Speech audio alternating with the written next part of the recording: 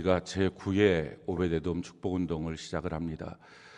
오베데돔 축복운동은 사무엘하 6장에 있는 오벳에돔이라고 하는 그 인물을 우리가 들어서 우리 교회만 갖고 있는 영적 각성의 운동이 됩니다. 이 사무엘하 6장의 사건을 보면 아비나답이라고 하는 사람이 등장을 합니다. 그 사람의 집에 20년 동안 여호와의 법궤가 있었습니다. 다윗이 왕이 되었을 때 가장 첫 번째 했던 일은 하나님의 법궤를 모시고 와서 다윗의 장막에서 하나님을 향한 온전한 예배가 국가적으로 회복돼야 되겠다 하는 마음을 갖고 예배 회복을 위해서 여호와의 법궤가 어디 있느냐 그걸 찾기 시작합니다. 그럴 때 아비나답의 집에 20년 동안 법궤가 있었습니다 하는 소식을 듣게 됩니다. 그래서 그 집으로 가서 3만 명의 악대와 군대와 또 백성들과 리더들을 다 포진시키고 그리고 한 번도 타지 않은 새로운 수레를 만들어서 거기에 여호와의 법궤를 올려놓고 그리고 다윗성까지 그 법궤를 인도하는 국가적인 대경축 행사를 벌이게 됩니다. 근데 그때 이 아비나답의 손자였던 우사가 그 여호와의 법궤를 끄는 그 소를 끌고서 법궤를 뒤에 수레에 채우고 그렇게 하고 지금 가고 있다가 나곤의 타작마당에 이르렀을 때 그 소가 뛰니까 법궤가 옆으로 쓰러질 것 같으니까 그 법궤를 손으로 잡을 때 그 우사가 죽게 됩니다. 우리가 이 사건을 통해서 깨닫게 되는 것은 20년 동안 아비나답의 집에서는 여호와를 섬겼는데 아무 일도 일어나지 않았습니다. 왜 아무 일도 일어나지 않았을까요? 아무렇지도 않게 하나님을 섬겨서 그렇습니다.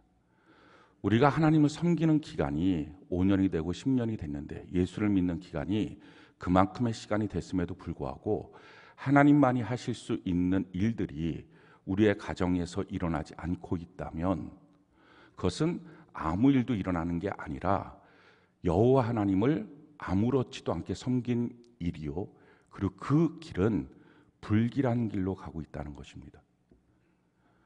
결국은 눈에 넣어도 아프지 않을 그 손자가 우사가 그 자리에서 여호와가 그를 격동해서 격파시킵니다. 그냥 죽은 게 아니라 온몸이 완전히 터져서 죽습니다. 그 사건을 보고 거기서 끝나는 게 아니라 다윗을 비롯한 그 3만 명이 야 이렇게 무서운 하나님이라면 내가 섬길 수 없다. 하나님에 대한 불신앙이 온 나라에 퍼져서 다 흩어지고 맙니다.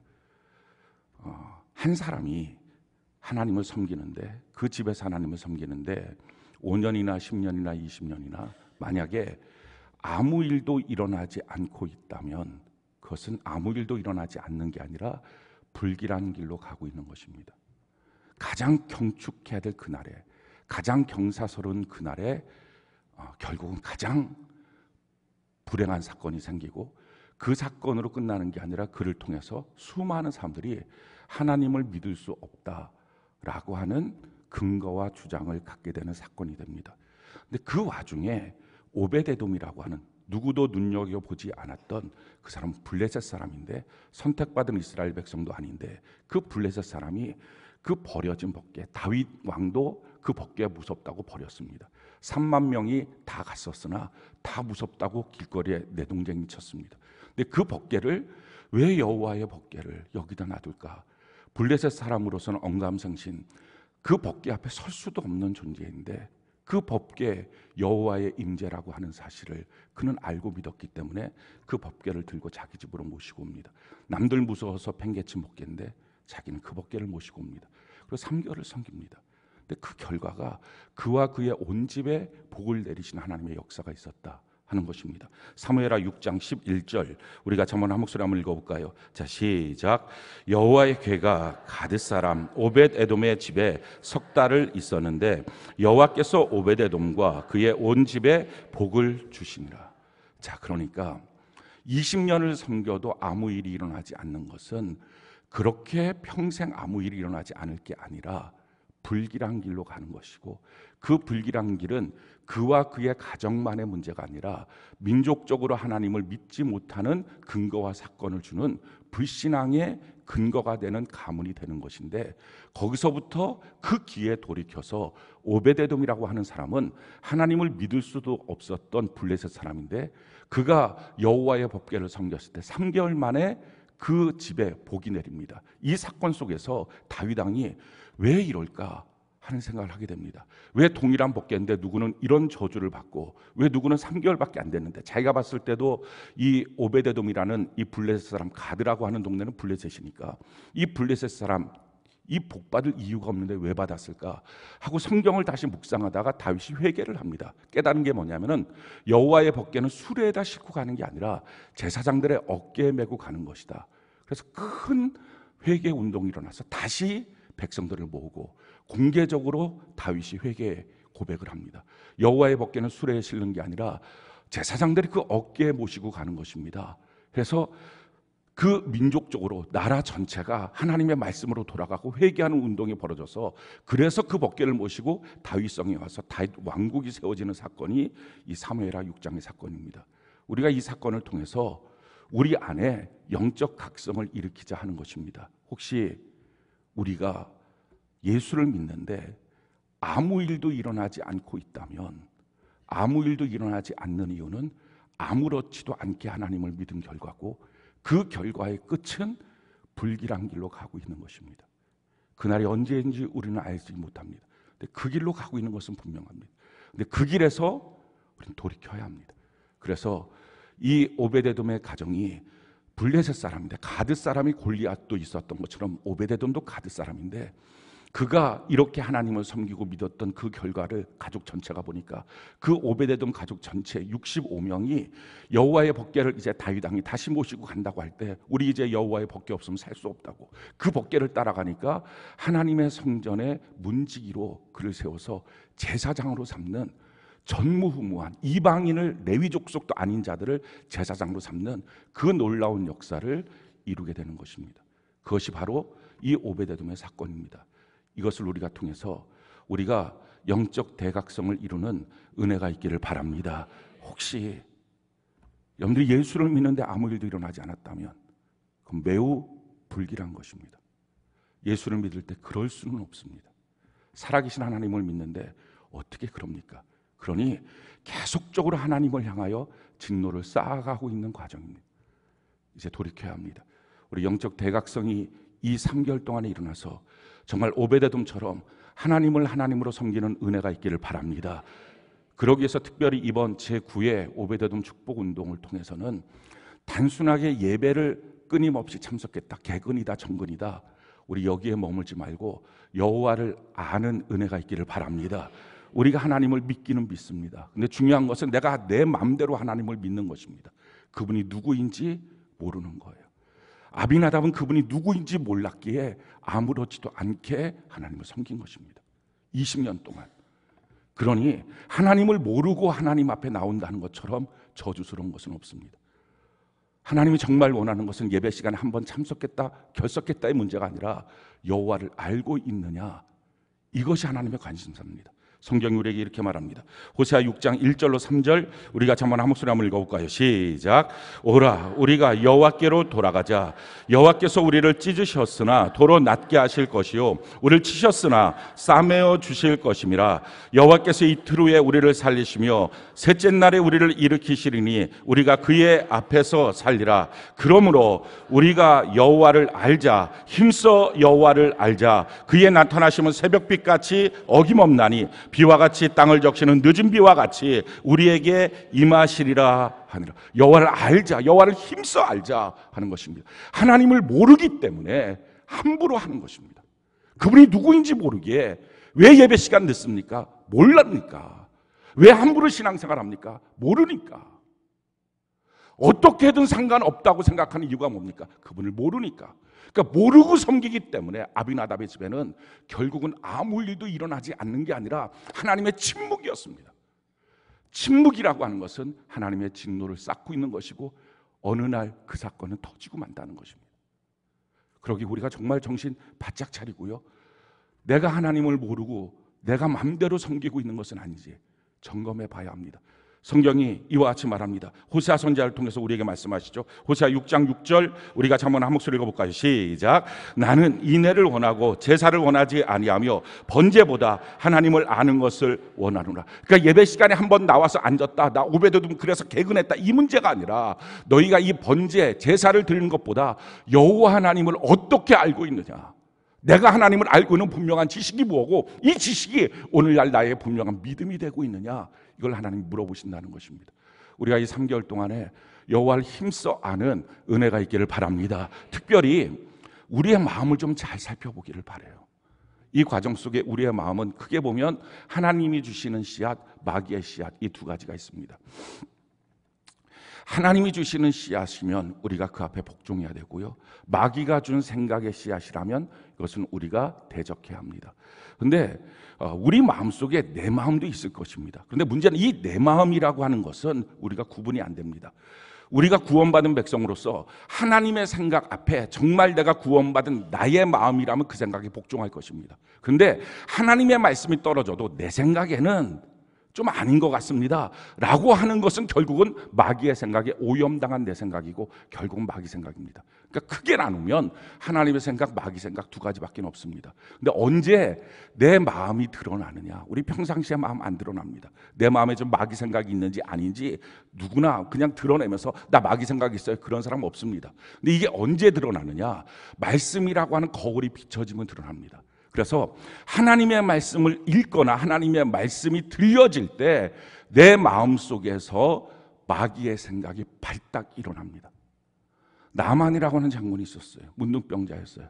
그는 자기 집에서 한 여종이 우리 동네로 가면 선지자가 있는데 그분 앞에 가면 나 이 문둥병 치료받습니다. 그 말을 듣고요, 그래서 이스라엘로 갑니다. 엘리사 앞으로 갑니다. 그 엘리사 앞에 갔을 때 엘리사가 문을 열지도 않고 자기 몸종 게하시를 보내서 너 가서 내려가서 요단강에 가서 7번 목욕하라, 하나님의 말씀을 전했습니다. 근데 그 하나님의 말씀이 딱 들려졌을 때, 그 말씀이 거울이 됐을 때 자기 안에 있는 생각이 뭔지가 딱 드러납니다. 나만이 이렇게 말해요. 내 생각에는 나와서 나에게 머리에 안수하고 그리고 나에게 이 상처에 대해서 하나님 치료해달라고 말해줄 것 같은데 라고 하는 내 생각이 나옵니다. 하나님의 말씀이 선포됐을 때 등장하는 게 뭡니까? 그게 내 생각이에요.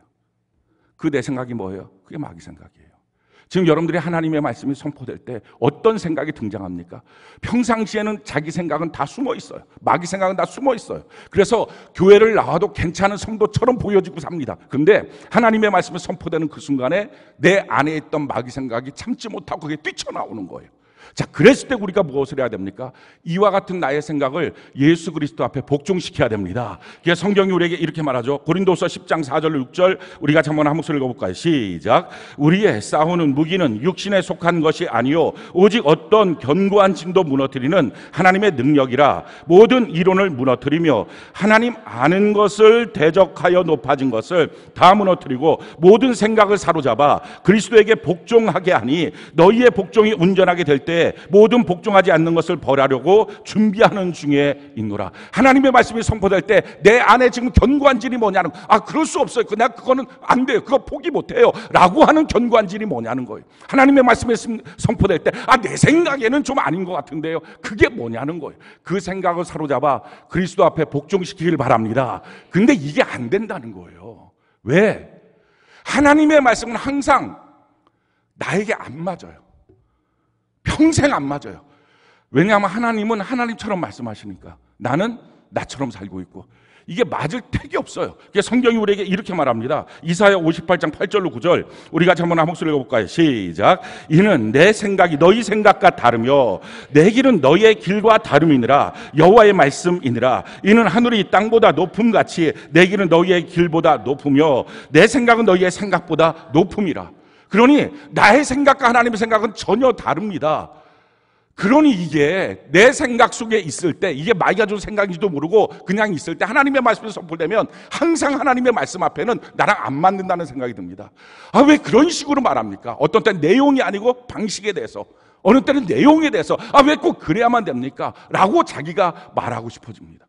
근데 이와 같은 우리의 마음속에 있는 것들, 그래서 하나님의 생각과 내 생각이 다르다, 이 사실을 아는 것입니다.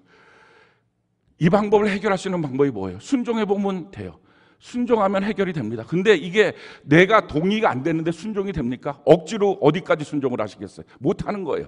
그때 필요한 게 뭐예요? 이 나만 장군이 화가 나니까 어떻게 이럴 수 있냐고 그냥 돌아가려고 그럽니다. 근데 옆에 있던 그의 종 하나가 왜 그러십니까? 목욕하라는 게 뭐가 그렇게 큰 문제입니까? 가서 목욕합시다. 근데 그 말 한마디가 자기의 마음을 바꿨습니다. 이게 교회 안의 공동체입니다. 이게 교회 안의 리더입니다. 그러니까 자기보다 먼저 한 걸음 먼저 나간 사람, 하나님의 말씀대로 순종해 봤더니 진짜 그 말씀이 내게 유익이다. 할렐루야. 이걸 경험한 사람, 그의 말 한마디가 마음을 바꿀 수 있는 거예요. 그러고 가서 순종했더니 그 다음에 어떻게 됩니까? 진짜 몸이 다 깨끗하게 나음을 받은 거예요. 그러니까 그다음부터 막 난리를 칩니다. 내가 가서 이 흙이라도 퍼갖고 가서 우리나라에 가서 내가 하나님만을 향하여 예배를 드리겠습니다. 완전히 바뀌어졌어요. 여러분, 우리의 생각을 꼭 여러분들이 점검해 보셔야 됩니다. 하나님의 말씀은 처음부터 내 마음에 좋게 들리지 않습니다. 그래서 예배 드릴 때 저 은혜 받았어요. 오늘 말씀이 저를 감동시켰어요. 눈물이 주르르 났어요. 그거 대부분 마귀 생각일 가능성이 매우 높습니다. 그런 거 같아요. 그래갖고 저 은혜 받았어요라고 말하는 사람 있으면 제가 뜨끔합니다. 큰일 났다. 이 사람 나중에 어떻게 될지. 은혜 받을 수가 없습니다.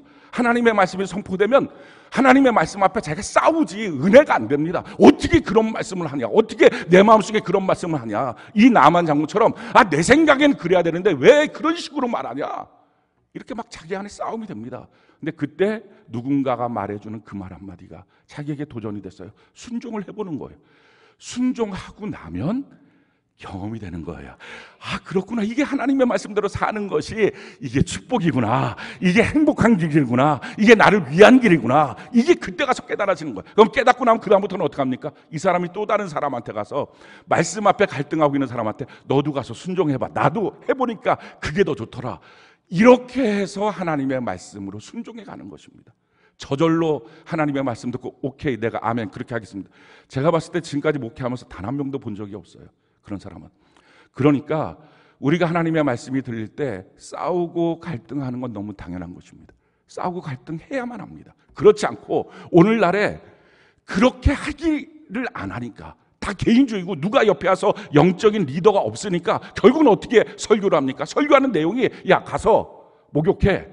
이게 하나님이 주신 말씀 액면 그대로 원색적인 복음인데 그렇게 안 하고 그렇게 하면 그 사람 삐질까봐 쫓아나가서 이쪽으로 오세요 앉혀갖고 계속 뭐 얘기하고 다과주고 커피 마시고 그러면서 빵긋빵긋 웃게 만들고 난 다음에 하나님의 말씀 가서 목욕하는 건데 불편하시죠? 어떻게 하면 좋아?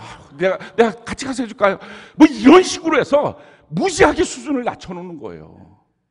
그러니 하나님의 말씀 앞에 내 생각, 마귀 생각이 드러나지 않으니 뽑아낼 마귀 생각을 깨닫지 못하니 하나님의 말씀과 마귀 생각이 짬뽕이 되어서 아무것도 얻을 수 있는 결론이 없는 거예요.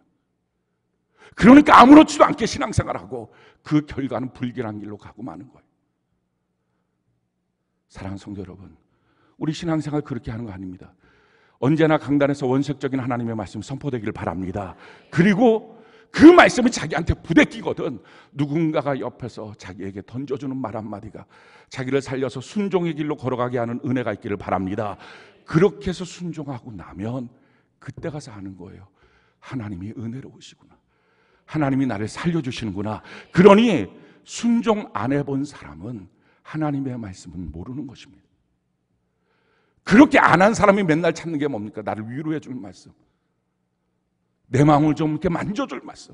그러니 온통 강단이 오늘날 다 립서비스만 하고 있는 거예요. 어떻게 부드럽게 할까? 어떻게 편안하게 할까? 그러면서 영혼들은 다 죽여놓는 거예요. 왜 죽입니까? 마음속에 있는 마귀의 씨앗이 분별이 안 되는 거예요. 설교 들을 때 내 안에 일어나고 있는 예수를 향하여 대적하고 있는 게 지금 뭔지 이걸 분별해야 뽑아놓고 그리스도 앞에 복종시켜서 우리의 복종이 온전하게 될 때 내 옆에 복종하지 않는 것들을 복종케 하시는 하나님의 역사를 볼 수 있는 것인데 그게 없는 신앙생활을 하니 신앙생활을 아무리 오래 해도 그럭저럭 아무 일도 일어나지 않는 거예요. 아비나답의 집에서 20년 동안 하나님을 섬길 때 은혜 받은 날이 없었을 것 같습니까? 위로했던 날이 없었을 것 같습니까? 그렇게 하나님을 섬기면서 어느 날 눈물도 나오고 어느 날 감동도 있었을 것입니다. 그런 거 아니라는 거예요. 정말 하나님이 복 주신 것이 증명되고 보여지지 않으면 엉뚱한 대로 불길한 길로 가는 거예요.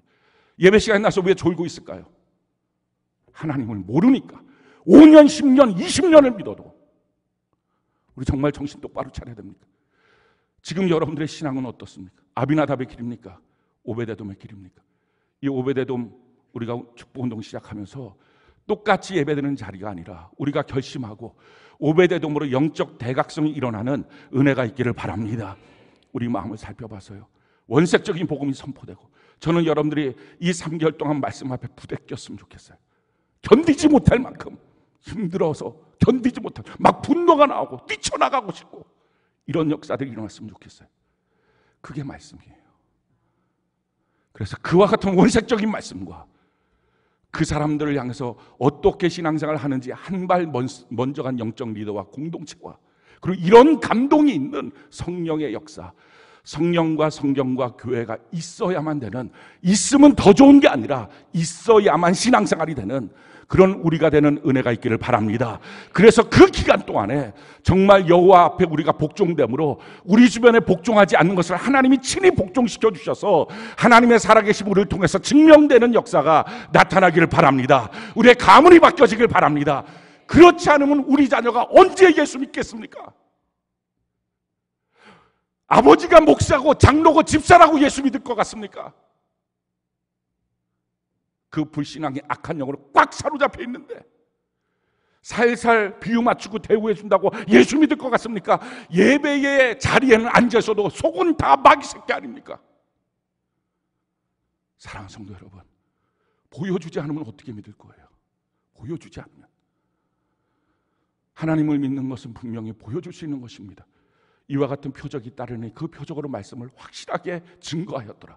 저는 이 강단에서 뿐만 아니라 여러분들의 가정에 있는 재단 안에서도 확실하게 하나님이 말씀이 그 표적으로 증명되는 은혜가 있기를 바랍니다. 여러분들의 완전한 복종으로, 복종되지 않은 여러분들 주변이 완전하게 하나님이 복종시켜 주시는 하나님의 역사가 임하기를 바랍니다. 우리 마음을 잘 점검하고요, 말씀을 들으면서 여러분들 마음 안에서 일어나는 사건들에 대해서 예민하게 살펴보십시오. 왜 목사님은 항상 저런 식으로 설교해요? 아니요.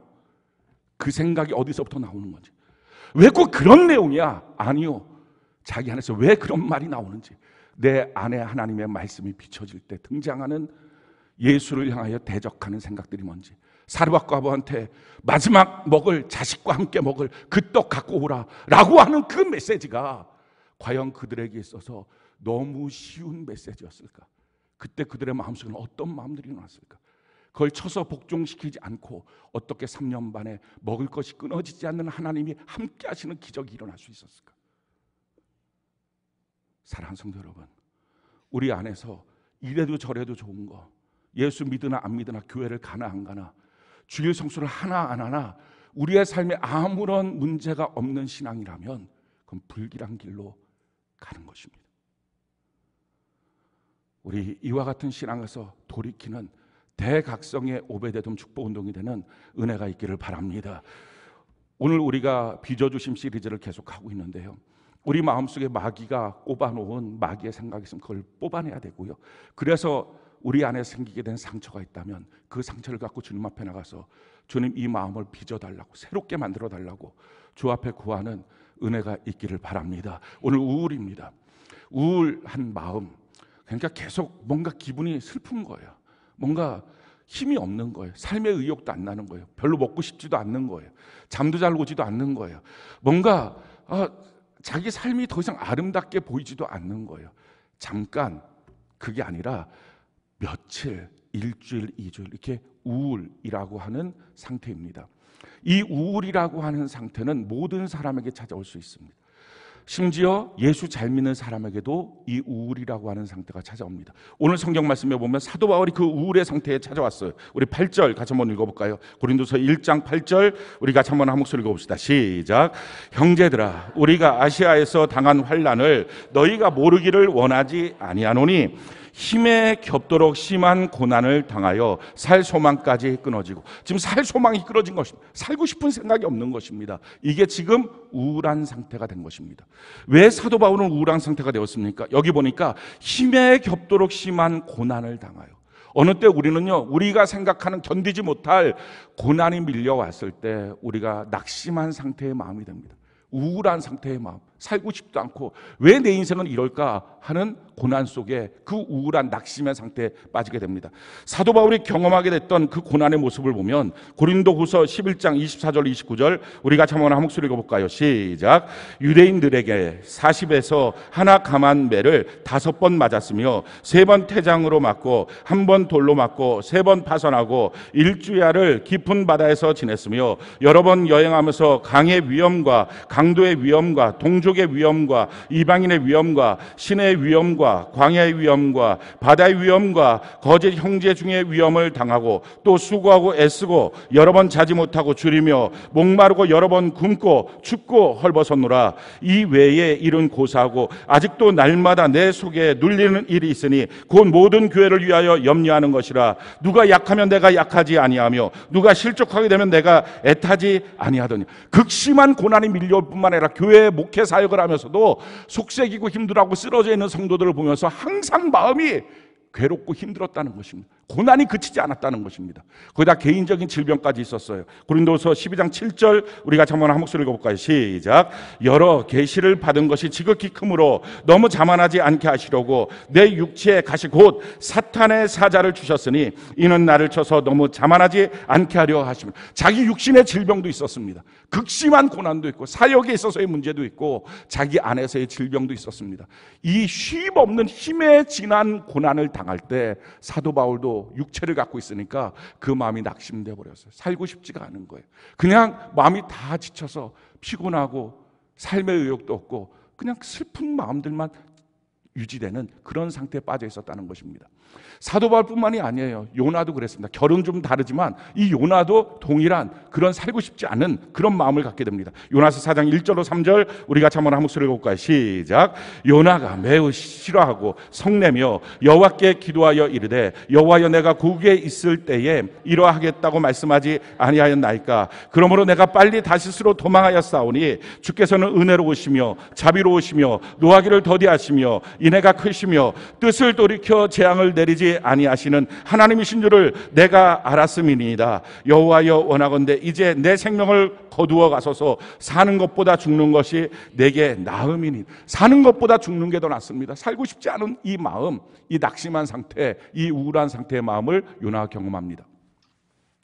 요나가 그 마음을 경험하게 됐던 이유는 뭐냐면은 하나님이 너무 하신다는 생각이에요. 이 니누의 사람들은 자기 백성들한테 찾아와서 자기 백성들 여인들 임신해 있으면 칼로 그 배를 갈라서 그 아이를 끄집어내서 술안주로 삼았습니다.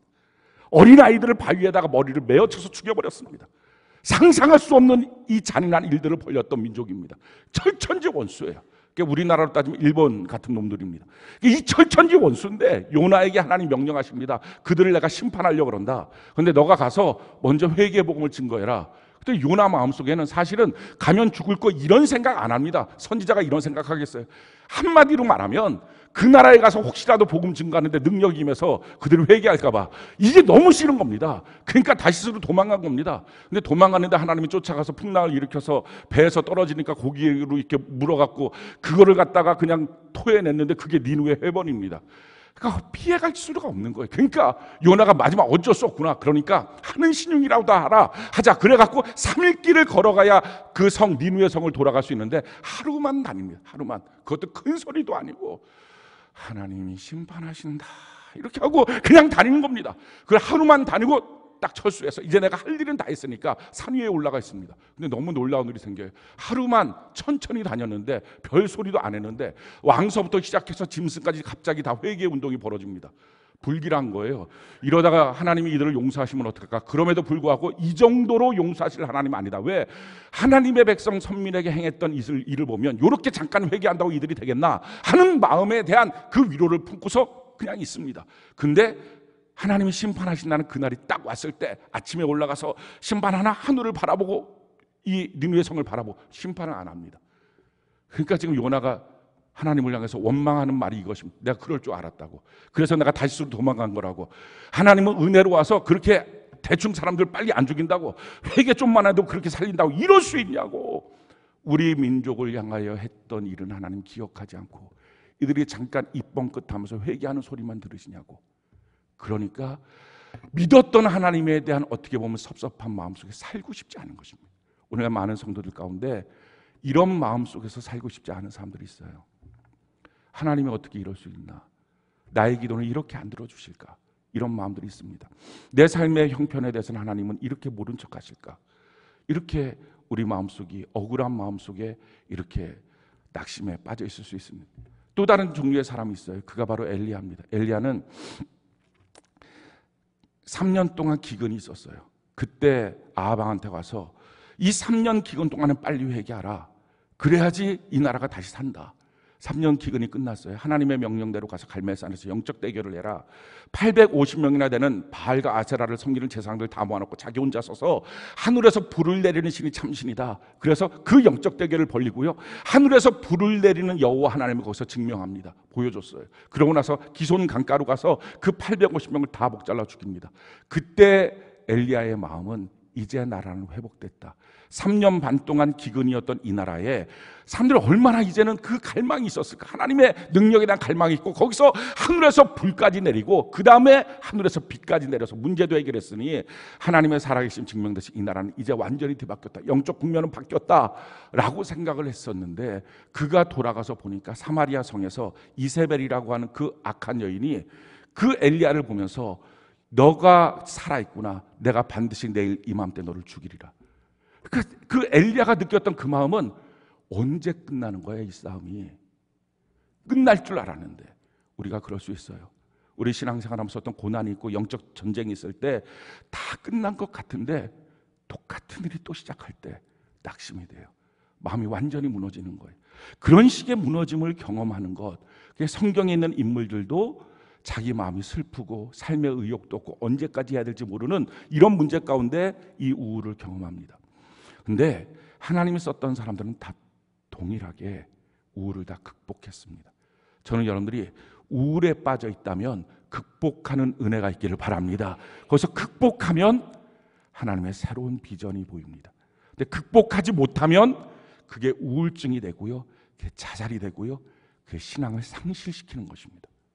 그래서 우울한 마음이 찾아왔을 때 사실 그때는 하나님이 원하시는 것이 무엇인지를 잘 살펴보고 극복하면 새로운 비전이 생깁니다. 사도 바울도 극복을 했어요. 그래서 어떤 비전이 생깁니까? 우리 9절, 고린도서 1장 9절 우리 같이 한번 한 목소리 읽어볼까요? 시작. 우리는 우리 자신이 사형 선고를 받은 줄 알았으니 이는 우리로 자기를 의지하지 말고 오직 죽은 자를 다시 살리시는 하나님만 의지하게 하심이라. 하나님만 의지해야 되는구나. 내가 조금이라도 내 힘이 들어가면 안 되는구나. 이걸 경험한 거예요. 얼마나 사도 바울이 더 거룩해졌을까요? 더 불순물이 빠진 성결한 모습이 됐을까요? 요나도 마찬가지예요. 그렇게 하나님을 향해서 원망하고 있던 그가 마침내 하나님의 마음을 만나게 됩니다. 요나서 4장 10절로 11절 우리 같이 한번 한 목소리 한번 읽어볼까요? 요나서 4장 10절로 11절 같이 한 목소리 시작. 여호와께서 이르시되 내가 수고도 아니하고 재배도 아니하였고 하룻밤에 났다가 하룻밤에 말라버린 이 박농쿨을 아꼈거든 하물며 이 큰 성읍 니느웨에는 좌우를 분별하지 못하는 자가 12만여 명이요 가축도 많이 있나니 내가 어찌 아끼지 아니하겠느냐 하시느라. 아끼신 하나님, 그 생명을 아끼신 하나님, 그 하나님을 만나는 거예요. 그래서 자기 민족만이 아니라 전 세계를 향한 하나님의 구원의 손길에 대해서 그가 눈을 뜨게 됩니다. 엘리야도 마찬가지예요. 그가 로뎀나무 밑에서 쓰러져 있을 때 내가 이제는 죽고 싶습니다. 그럴 때 하나님께서 천사를 보내서 그에게 먹을 것을 주고 힘을 얻어서 호렙까지 가게 만드시고, 그리고 거기서 그를 향한 새로운 사명을 주어서 엘리사에게 후계를 잇게 만드는 역사가 있습니다. 사랑하는 성도 여러분, 우울에 빠질 수 있어요. 그런데 그건 갈림길이에요. 극복하면 하나님의 새로운 마음, 새로운 비전, 하나님의 새로운 길을 만나게 됩니다. 근데 극복하지 못하면 그게 자기 영혼을 다 빼앗기고 마는 거예요. 자기 육신의 삶도 무너지고 맙니다. 우리가 누구든지 우울에 빠질 수는 있지만 우리 모두 극복하는 은혜가 있기를 바랍니다. 그래서 오늘 드릴 말씀은 이 우울한 마음에서 어떻게 성경적으로 극복할 수 있느냐 하는 말씀을 드리려고 합니다. 우울한 마음에서 극복하기 위해서 제일 첫 번째는요, 마음의 차이를 인정해야 합니다. 30살 된 한 자매가 있는데 이 자매가 할머니가 돌아가셨는데 할머니랑 친밀했던 관계였는데 이 자매가 1년이 지나도 할머니 얘기만 하면 눈물을 주르르 흘리면서 슬퍼하고 힘겨워하고 괜히 힘들어. 너 왜 이렇게 힘들어하니? 할머니가 돌아가셔서. 주변 사람들이 야 알긴 알겠는데 이제 좀 그럼 그만하지. 좀 정신 좀 차리지. 언제까지 그럴 거야? 라고 말하고 있더라는 거죠. 여러분들은 어떨 것 같아요? 여러분들 주변에 할머니가 돌아가셨다고 1년 넘게 계속 울고만 있는 사람을 보면 진짜 답답하다 하는 생각 들지 않겠습니까? 근데 문제는 이것입니다. 우리의 감정에 대해서 우리는 알지도 못하는 사이에 유통기간이 있다고 착각해요. 할머니 돌아가시면 6개월 슬퍼하는 건 인정. 그거 넘으면 안 돼. 그럼 마음 상한 거야. 사랑하는 사람과 헤어지면 1년 인정. 뭐 이런 식으로 우리 나름대로의 유통기간을, 마음의 유통기간을 정해놓는 거예요. 그래서 누군가를 향해서 권면할 때 너 너무 하는 것 아니야? 하는 식으로 권면할 수 있습니다.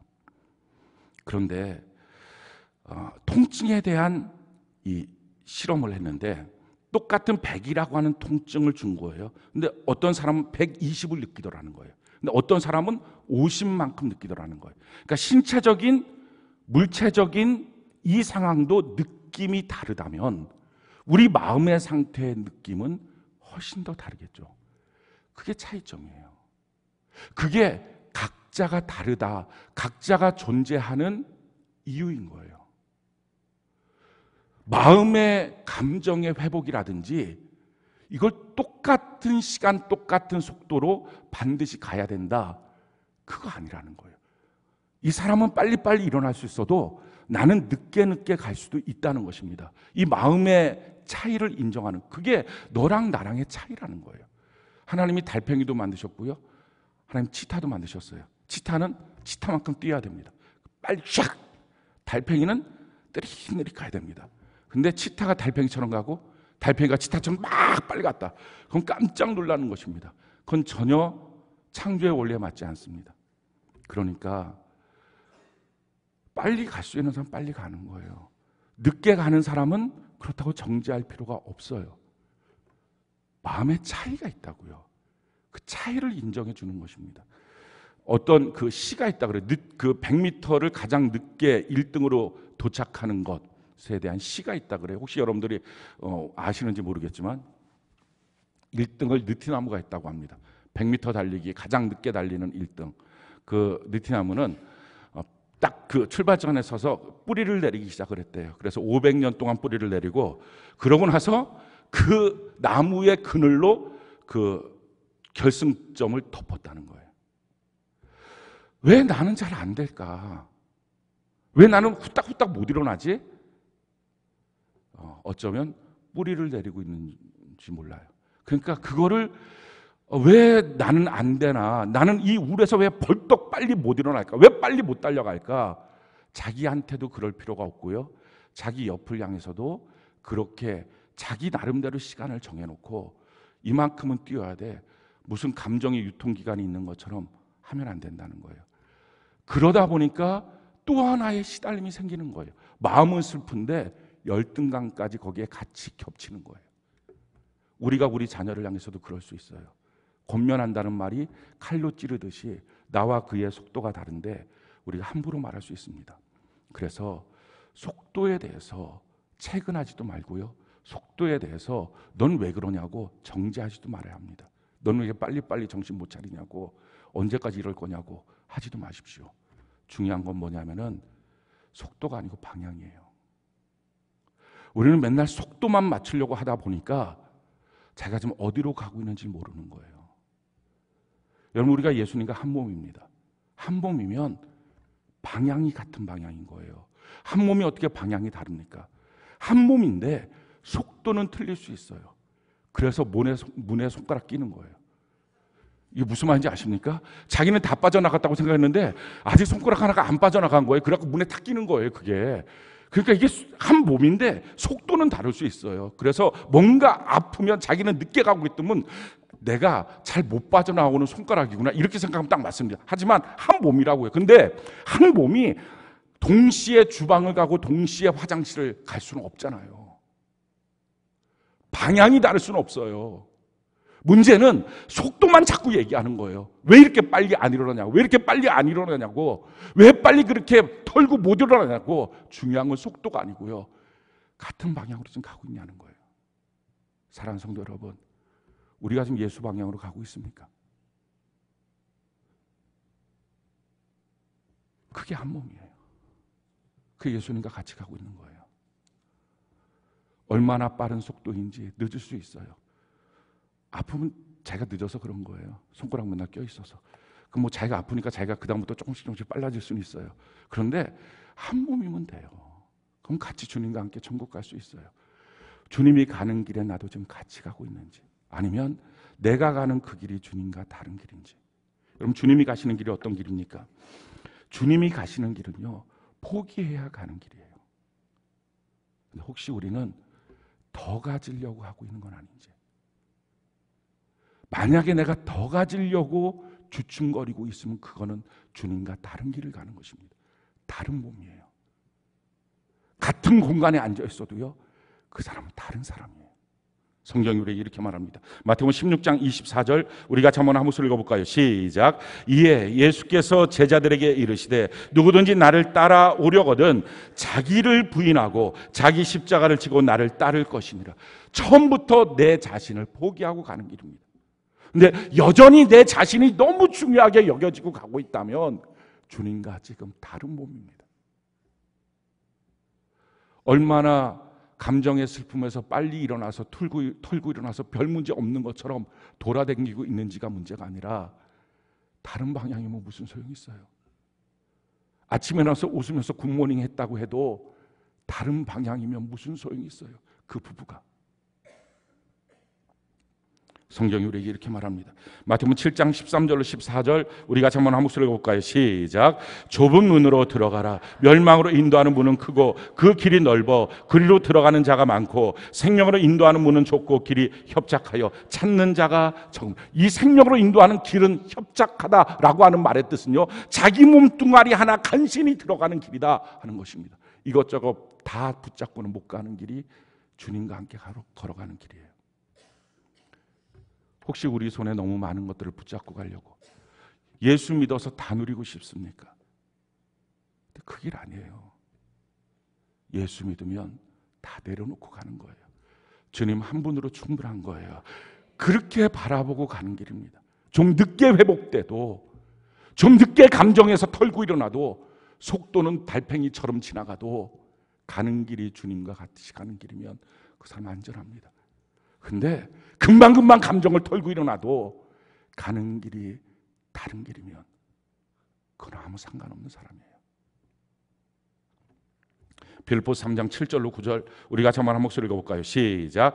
그러나 무엇이든지 내게 유익하던 것을 내가 그리스도를 위하여 다 해로 여길 뿐더러 또한 모든 것을 해로 여김은 내 주 그리스도 예수를 아는 지식이 가장 고상하기 때문이라. 내가 그를 위하여 모든 것을 잃어버리고 배설물로 여김은 그리스도를 얻고 그 안에서 발견되려 함이니 내가 가진 의는 율법에서 난 것이 아니요 오직 그리스도를 믿음으로 말미암은 것이니 곧 믿음으로 하나님께로부터 난 의라. 예수 그리스도를 얻기 위하여 가장 유익했던 것도 나는 해로 여기고, 내가 가장 필요했던 것도 나는 배설물처럼 여기고 포기하는 길입니다. 사랑하는 성도 여러분, 여러분들은 예수를 믿으면서 점점 포기하는 길로 갑니까? 아니면 예수 믿어서 예수님의 능력으로 더 가져야 되겠다고 생각하는 길로 갑니까? 주님과 같은 길로 갑니까? 주님과 다른 길로 갑니까? 여러분, 주님과 같이 가는 길은 천국 길로 가는 거예요. 이 세상을 향하여 가는 길이 아닙니다. 히브리서 11장 16절, 우리가 한번 한 목소리 읽어볼까요? 시작. 그들이 이제는 더 나은 본향을 사모하니 곧 하늘에 있는 것이라. 이러므로 하나님이 그들의 하나님이라 일컬음 받으심을 부끄러워하지 아니하시고 그들 위하여 한 성을 예비하셨느니라. 천국을 향하여 걸어가는 길. 히브리서 11장 13절 같이 한번 읽어봅시다. 시작. 또 땅에서는 외국인과 나그네임을 증언하였으니. 우리가 이렇게 이 땅을 살아가는 것입니다. 여러분들은 지금 어떻습니까? 이 땅에서 무엇인가를 정말 얻고 누리기 위해서 이 길을 걸어갑니까? 그게 너무 안 돼서 속상하는 상태로 낙심의 상태에 있는 겁니까? 아니면 천국을 얻는 일이 자기에게 자꾸 안 되니까 지금 낙심한 상태입니까? 어느 길입니까?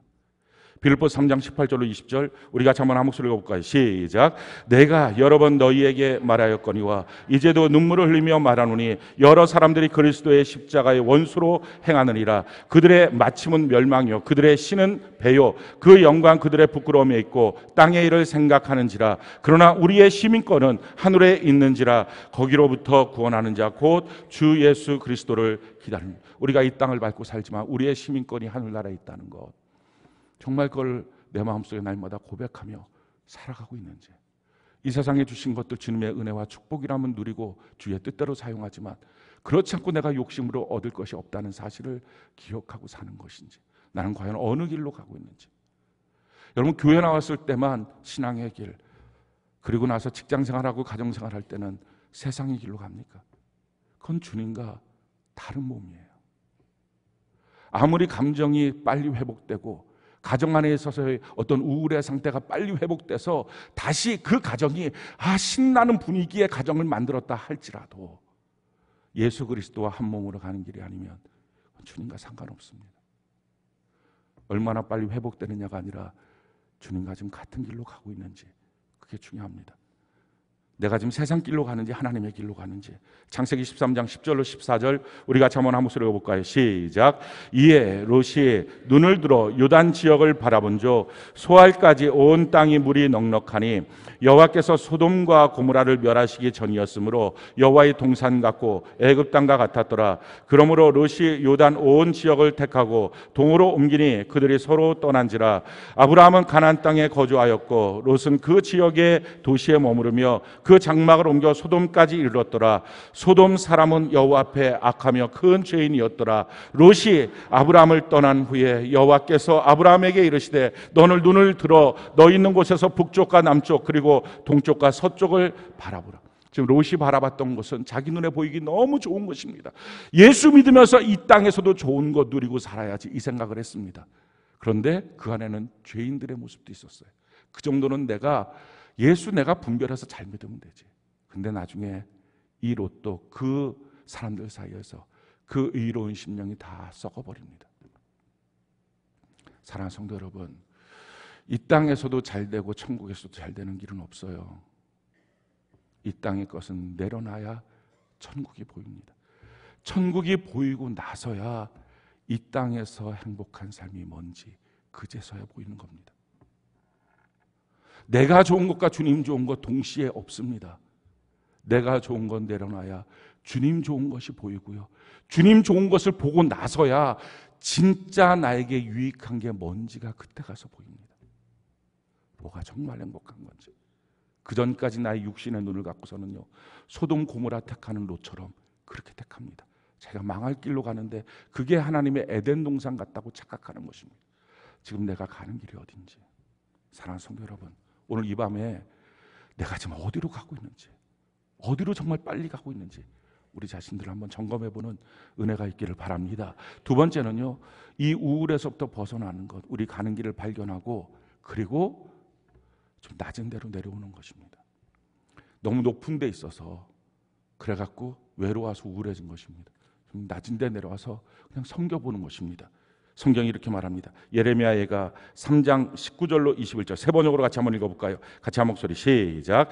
내가 겪은 그 고통, 쓴 쑥과 쓸개즙 같은 그 고난을 잊지 못한다. 잠시도 잊을 수 없으므로 울적한 마음을 가눌 길이 없다. 그러나 마음속으로 곰곰이 생각하며 오히려 희망을 가지는 것. 내가 당한 고난 때문에 마음이 울적해졌다는 거예요. 이 우울증에 빠져 있을 때 그가 어떻게 일어납니까? 내가 그 상태에서 곰곰이 생각해 봤다는 거예요. 근데 뭘 발견했느냐? 예레미야가 3장 22절 우리 같이 한번 한 목소리 읽어볼까요? 시작. 여호와의, 예레미야가 3장 22절 같이 한 목소리 시작. 여호와의 인자와 긍휼이 무궁하심으로 우리가 진멸되지 아니함. 남아있는 게 있더라는 것입니다. 다 무너지고 다 깨졌는데 그때 가만히 보니까 그 안에서 작은 믿음, 작은 소망, 여전히 내 교회, 여전히 내 예배, 여전히 나의 기도가 남아있더라는 것입니다. 그러니까 우리가 낮은 데로 내려가면 내게 있어야 될 자리가 보여요. 전에는 그런 거 다 신경도 안 쓰고 대충 살았는데 없어지고 나니까 보여지는 거예요. 뭐가 소중한지 낮아져야 합니다. 그러면 우울함으로부터 벗어날 수 있어요. 세 번째는요, 그렇게 낮아지고 난 다음에 그 다음에 주님이 시키는 주님의 일을 주님의 마음으로 하는 것입니다. 한 청년이 대학을 졸업하고 취직을 하려고 애를 썼는데 취직이 안 되더라는 거예요. 학자금 대출은 받았는데 빚은 많아지고 점점점 빚은 많아져서 결국은 자기 살고 있던 그 방 하나 빼갖고 빚 다 갚고, 그러고 났더니 돈이 하나도 없더라는 것입니다. 어디로 가야 될지 몰라서 터덜터덜 걷고 있다가 청년 시절에 학생 시절에 열심히 다녔던 교회가 생각이 나서 지나가고 있다가 교회당으로 들어온 거예요. 들어와서 자기 신세가 너무 처량하니까 그냥 앉아갖고 울었대요. 하나님 어떻게 이럴 수 있냐. 근데 막 울다 보니까 하나님이 자기를 품어주는 것 같더라는 거예요. 자기 같은 죄인을. 그래서 막 기쁨이 됐다는 거예요. 그렇게 기쁨이 되고 난 다음에 마음속에 서울역으로 가고 싶은 마음이 들더라고요. 아무도 서울역 오라고 불러준 사람도 없는데 서울역으로 가고 싶더라고요. 서울역 가서 뭘 할까, 뭐 할지도 모르고 그냥 간 거예요. 가서 보니까 그 귤을 이렇게 조그마한 노점상에서 파는데 자기 주머니를 보니까 귤 몇 개 살 수 있는 돈이 있더라는 거예요. 귤 몇 개를 사서 자기 재능이 뭐냐면 그림 그리고 뭐 이렇게 만화처럼 그리는 건데 그걸 갖고서 귤을 나눠주고 싶은 마음이 들었대. 길거리에 쪼그리고 앉아갖고 귤에다가 웃는 귤 이렇게 그림 그리고 희망을 주는 귤, 뭐 아무튼 이렇게 그림을 그린 거예요. 그림을 그리다 보니까 주변에 서울역 가면 할 일 없는 사람들 굉장히 많아요. 뭔가 호기심 많고 궁금한 사람들 굉장히 많은데 그 사람들이 다 모여 있는 거. 모이니까 그 귤을 그리면서 옆에서 막 이거 뭐야 이거 뭐야 키득키득 갖고 그러다가 그 귤을 하나씩 나눠준 거예요. 근데 그걸 받은 사람이 너무 행복해 하더라는 거예요. 그래갖고 야, 내가 누군가에게 이렇게 행복을 줄 수 있네. 그 다음 날에도 또 남아있는 돈 얼마를 갖고 또 갔대요. 갖고서 귤을 또 그려서 했더니 이제 점점 사람들이 많아지는 거예요. 근데 그렇게 얼마를 하다 보니까 후원하는 사람들이 생기더래요. 귤을 더 사서 더 그리라고. 그래서 사인펜도 사주고 후원을 하기 시작했대요. 근데 후원하다 보니까 그 재능을 인정해서 직장이 생긴 거예요. 이게 끝이에요. 사랑하는 성도 여러분, 이 사람은요 취직 안 된다고 낙심한 상태였어요. 근데 하나님의 취직의 길은 어디였어요? 취직돼서 성공하자가 아니었고 주님 안에서 섬기는 주님의 마음을 다시 회복하는 거였어요. 낮은 자리로 가서. 여러분, 이 사도 바울이 이 살 소망이 없는 고린도 후서 1장의 이 우울증에서부터 다시 회복될 수 있었던 이유, 그는요 정말 낮은 자리로 돌아가서 그가 사역을 뭘 해야 되는지, 어디부터 해야 되는지를 그가 발견해요. 그래서 이렇게 고백을 합니다. 고린도후서 1장 24절, 우리가 저만 한 목소리 한번 읽어볼까요? 고린도후서 1장 24절 같이 한 목소리 시작. 우리가 너희 믿음을 주관하려는 것이 아니요 오직 너희 기쁨을 돕는 자가 되게 함이니 이는 너희가 믿음에 섰습니다. 그동안 사도 바울은요 믿음을 주관하는 자였어요. 막 끌고 가는 자였어요. 근데 그러다가 어느 날 사역에 지친 거예요. 그러고 나서 그 낮은 자리로 가면서 깨닫게 됐습니다. 주관하는 사람은 주님이시고 나는 그들의 기쁨을 돕는 자가 돼야 되겠구나. 그러고 회복이 된 거예요. 주님이 원하시는 섬기는 낮은 자리로 가서 그 작은 일들을 하기 시작할 때부터 회복이 있습니다. 사랑하는 성도 여러분, 누구든지 우울은 경험해요. 근데 그 경험된 우울에서 우울증으로 빠지는지 극복하는지는 오로지 자기에게 달려있는 거예요. 방법은요, 지금 자기가 가고 있는 길을 점검하셔야 됩니다. 그 우울에서 더 빨리 나오느냐는 과제가 아니에요. 더 슬픔 속에 있을 수도 있어요. 그건 상관없어요. 그런데 방향은 주님과 같은 방향으로 가야 돼요.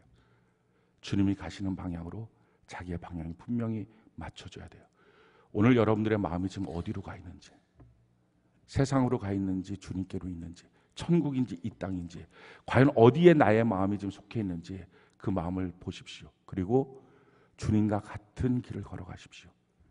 그리고 가능하면 남들 앞에 그럴듯한 일이 아니라 섬길 수 있는 것, 작은 일들, 주님의 마음을 품을 수 있는 일들에서부터 여러분들 걸음을 시작하십시오. 그러면 회복의 은혜가 있습니다. 한 명도 우울 속에서 우울증에 빠지지 말고 예수 안에서 회복이 되어서 극복이 되어서 주님이 쓰실 수 있는 새로운 비전을 소유하는 은혜가 넘치기를 예수님 이름으로 축원합니다.